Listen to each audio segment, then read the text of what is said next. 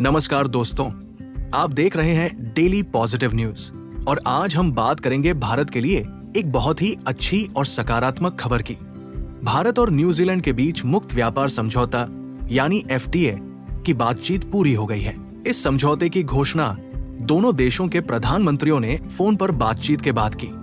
दोस्तों, FTA का मतलब होता है कि दो देश आपस में सामान खरीदने बेचने पर लगने वाला टैक्स या शुल्क बहुत कम कर देते हैं या खत्म कर देते हैं। इससे व्यापार सस्ता होता है और दोनों देशों को फायदा होता है।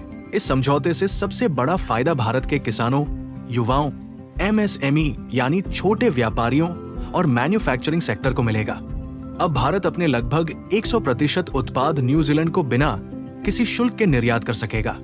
इसमें टेक्सटाइल, चमड़े के सामान, इंजीनियरिंग गुड्स, दवाइयाँ, केमिकल्स, प्लास्टिक, जेम्स और ज्वेलरी जैसे कई सेक्टर शामिल हैं। न्यूजीलैंड एक अमीर देश है जहां प्रति व्यक्ति आय लगभग $49,000 है और वो हर साल करीब $19 अरब का आयात करता है। अब भारत के लिए वहां अपने उत्पाद बेचने का बड़ा मौका खुल गया है। सरकार ने साफ किया है कि भारत ने अपना कृषि और डेयरी बाजार पूरी तरह नहीं खोला, जिससे भारतीय किसानों के हित सुरक्षित रहेंगे। लेकिन न्यूजीलैंड से आने वाले सेब, कीवी और मनुका शहद पर भारत ने शुल्क कम कर दिया है। इससे ये चीजें भारत में सस्ती मिलेंगी। इसके अलावा न्यूजीलैंड से आने वाला कोकिंग कोयला, लकड़ी और स्क्रैप मटेरियल अब सस्ता होगा, जिससे भारत की मैन्युफैक्चरिंग इंडस्ट्री को कच्चा माल कम कीमत में मिलेगा। एक और बड़ी खबर यह है कि न्यूजीलैंड अगले 15 सालों में भारत में करीब 1.8 लाख करोड़ रुपए का निवेश करेगा।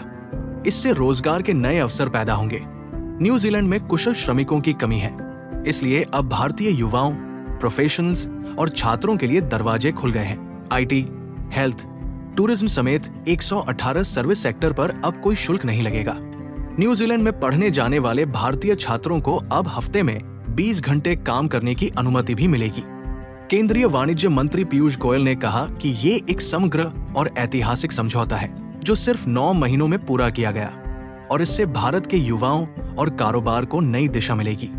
दोस्तों, ये समझौता दिखाता है कि दुनिया के बड़े और विकसित देश अब भारत के साथ व्यापार करना चाहते हैं। पिछले कुछ वर्षों में भारत ने UAE, ऑस्ट्रेलिया, ब्रिटेन, ओमान और अब न्यूजीलैंड के साथ FTA किया है। आने वाले समय में यूरोपीय यूनियन, अमेरिका और कनाडा के साथ भी समझौते की उम्मीद है। कुल मिलाकर ये खबर भारत की बढ़ती आर्थिक ताकत और उज्जवल भविष्य का संकेत है। अगर आपको ऐसी ही सकारात्मक और देश को आगे बढ़ाने वाली खबरें पसंद है तो डेली पॉजिटिव न्यूज को लाइक करें, शेयर करें